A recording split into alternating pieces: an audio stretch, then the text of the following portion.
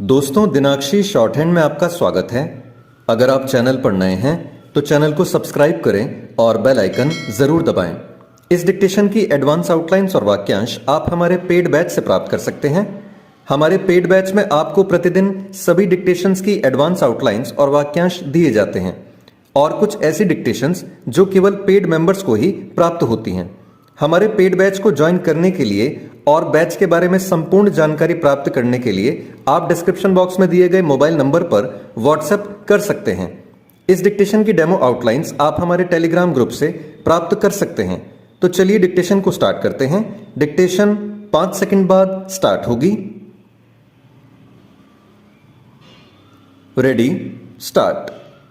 हरियाणा के नूंह में हिंदू संगठनों की ओर से प्रतिवर्ष निकाली जाने वाली जलाभिषेक यात्रा में मुस्लिम समुदाय की उपद्रवी भीड़ ने जैसा भीषण हमला किया और गोलीबारी के साथ बड़े पैमाने पर आगजनी एवं लूटपाट की, वह दुस्साहस की पराकाष्ठा है।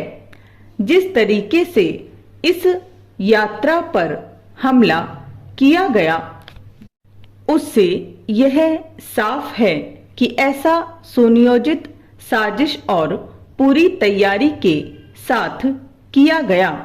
स्थिति कितनी भयावह हो गई थी, यह इससे समझा जा सकता है कि सैकड़ों श्रद्धालु एक मंदिर परिसर में घंटों फंसे रहे। इनमें महिलाएं और बच्चे भी थे। उन्हें निकालने और बचाने के लिए सुरक्षा बलों की 3 कंपनियों को एयर ड्रॉप करना पड़ा। स्पष्ट है कि हिंसक भीड़ ने इस इलाके को एक तरह से युद्ध क्षेत्र में तब्दील कर दिया था।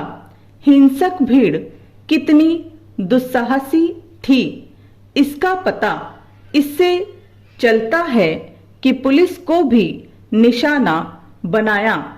इसके चलते होमगार्ड के 2 जवानों सहित कुछ लोगों को अपनी जान गंवानी पड़ी।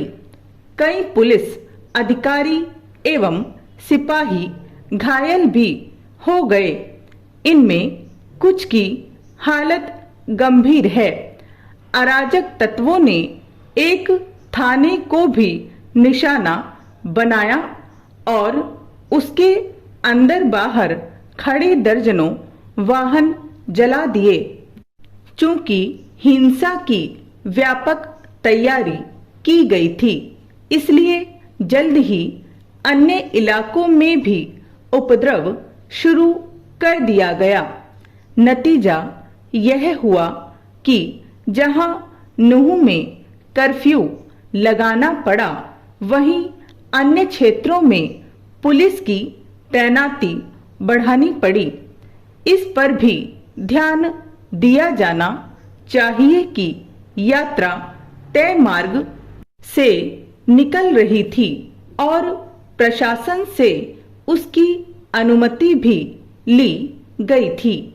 यह मानने के अच्छे भले कारण हैं कि पुलिस और प्रशासन इस यात्रा की सुरक्षा के लिए अपेक्षित चौकसी नहीं बरत सका। खुफिया एजेंसियों की चूक भी नजर आ रही है। उसे इसका आभास होना चाहिए था कि इस यात्रा को निशाना बनाया जा सकता है, क्योंकि ऐसी अफवाह भी थी संदिग्ध गौ तस्करों की हत्या में आरोपित एक फरार शख्स भी इस यात्रा में शामिल हो सकता है। उसके शामिल न होने के बाद भी इस यात्रा पर जिस तरह भीषण हमला किया गया, उससे यही पता चलता है कि उपद्रवी तत्व उत्पात मचाने के लिए किसी बहाने की तलाश में थे।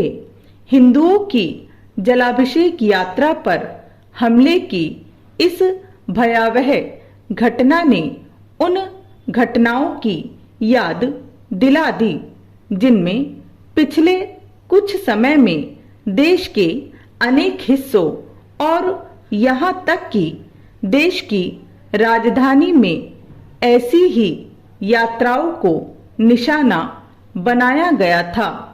यदि इन घटनाओं में शामिल तत्वों को समय रहते सही सबक सिखाया गया होता तो शायद नूह में जो कुछ हुआ उससे बचा जा सकता था।